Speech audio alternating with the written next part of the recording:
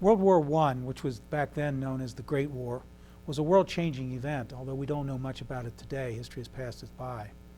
It was a catastrophic event, both geopolitically and human impact. There are 4 empires that were toppled as a result of the war: German, Austro-Hungarian, the Russian, and the Ottoman.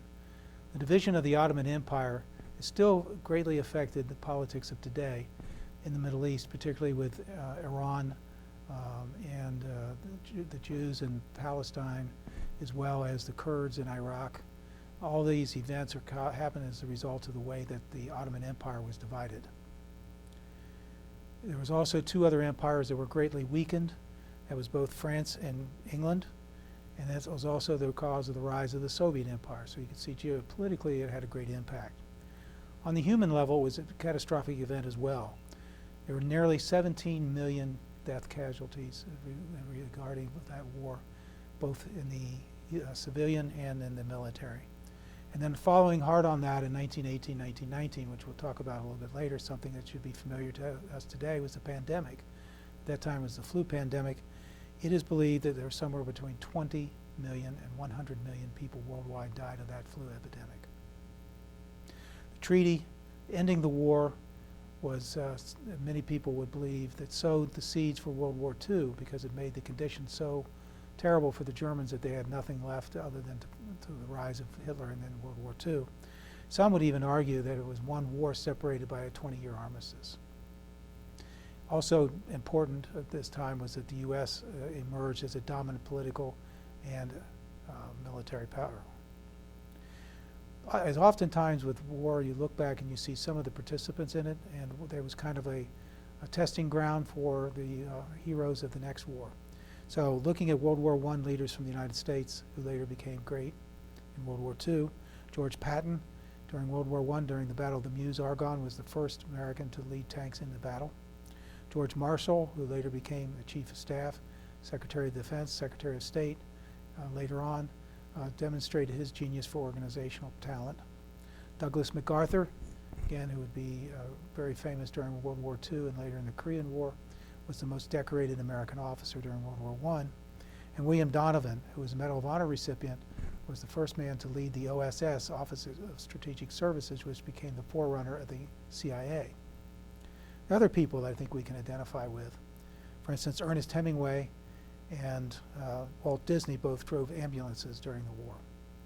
Christy Matheson was an original member of the Baseball Hall of Fame and a Reds manager, later was a member of the war.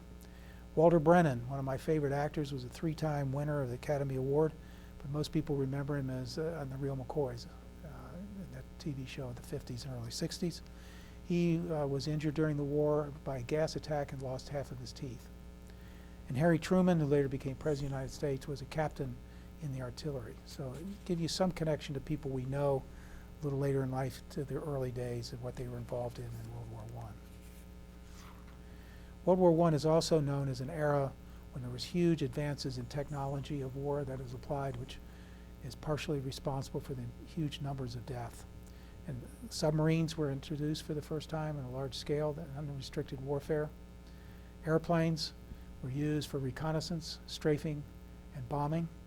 And in the beginning, they would just take mortar shells out of the cockpit and drop them down as they would fly over.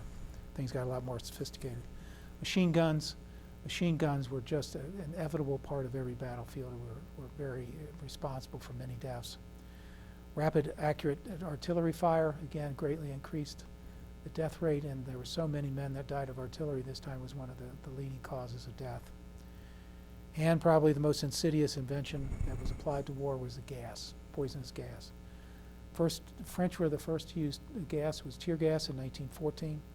Germans then countered with sneezing gas, and then other gases that were of a poisonous nature were introduced: chlorine, phosgene, mustard gas, which was known as the king of poison gas. I'd like to read to you a couple of things about gas, since again it was so unique to this war. This is a reading from a book that I have written recently called Over There. It's a study of Clermont County during the World War I. Gas was not seen as an effective strategic weapon, but it disrupted the battlefield, causing numerous casualties and wreaking havoc upon medical facilities. There were 1.25 million gas casualties recorded during the war. Of those, about 91,000 died, or about 10%. 72,000 Americans were gassed, leaving 1,462 dead.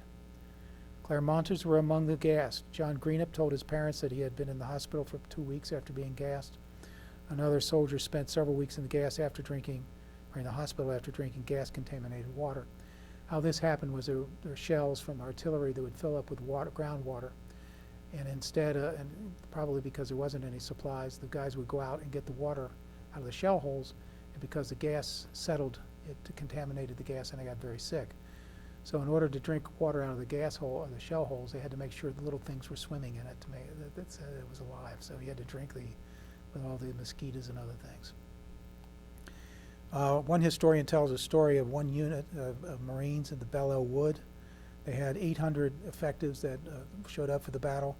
After a tremendous artillery barrage, which had both high explosive and gas shells, mixed in it was gas to cause sneezing, they lost about 300 in that one night, 300 casualties. Those who couldn't get their masks on quickly began sneezing so violently they just simply couldn't get the mask on. Some who got their mask on began vomiting. Veterans convinced them to keep the mask on even though they're vomiting because it was less dangerous to ingest their own vomit than it would be to the gas. The second night, another 300 Marines were casualties as a result of another gassing. And then I would like to read to you one selection from a soldier who visited one of the gas wards. As you walked down the aisle by the rows of cots, you could see how the different ones were suffering. Some of them in places where their eyes were just large, bleeding scabs. Others, their mouths was just a mass of sores. Others had their hands up, and there were terrible burns beneath the arms where the gas had attacked the moisture spot, and also the groin was a very bad spot. I have often heard of the terribleness of the torture, but these are scenes that are generally kept from the soldier in order to keep him from lowering his morale. So that was definitely one of the worst aspects of the war. The battlefield. The most characteristic of battlefield characteristic of the war was the trenches. The war was going to be a war of great motion. It was coming through Belgium, but the Germans were attacking in August of 1914. They were coming through Belgium. The Belgians did not surrender. They fought. They slowed the German attack up, giving the French time to mobilize on the River Marne, and they stopped the Germans. And then what happened was they started digging trenches. And the trenches extended for over 400 miles from the North Sea to the Switzerland. After a while, they had one series of trenches, then they had a second series, and then a third series. So one level of trench after another, interconnected by communication trenches. These trenches were sometimes reinforced with wood, sandbags, cement, iron rods, and then they would place barbed wire around the trenches. Oftentimes, when they lived in the trenches and they rotated them back and forth, but when they lived there, most men stayed in a dugout. A dugout was basically a hole in the ground with a roof and sandbags. It was always damp, and during the rainy season, water would accumulate in the bottom, so they were in the water almost all the time, and they got trench rot where their skin was falling off. Mud was everywhere, and it was sort of like quicksand because of the amount of water that was in it, the churning of it by feet marching, both animals and men, and artillery fire that would churn it up even further, and at times it would swallow up a horse. It was so much of a volume that was there. In addition to that, they were inhabited by cooties or body lice, fleas, rats. It was a petri dish for disease.